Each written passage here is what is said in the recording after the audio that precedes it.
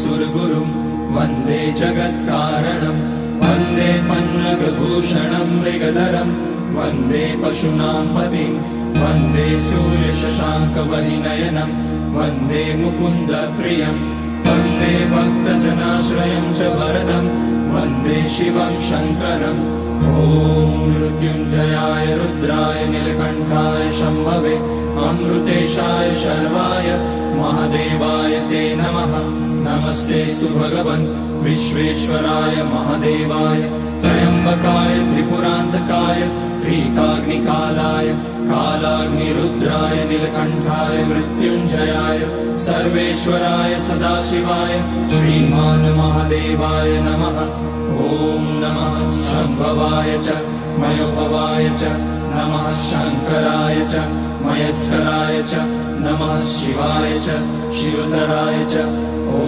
त्र्यम्बकं यजामहे सुगन्धिं पुष्टिवर्धनम् उर्वारुकमिव बन्धनान् मृत्योर्मुक्ष्यमामृतात् नागेन्द्रहाराय त्रिलोचनाय भस्माकराय महेश्वराय नित्याय शुद्धाय दिगम्बराय तस्मै नकाराय नमः शिवाय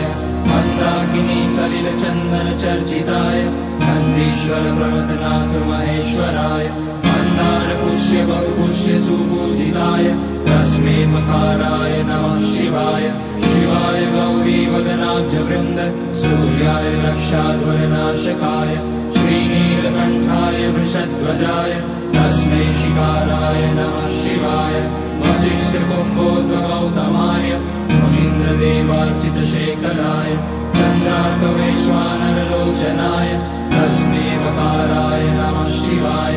यज्ञस्वरूपाय जटाधराय पिनाकहस्ताय सनातनाय दिव्याय देवाय दिगम्बराय तस्मै यकाराय नमः शिवाय पञ्चाक्षरमिदं पुण्यं यः पठेत शिवसन्निधौ शिवलोकमवाप्नोति शिवेन सह मोदते।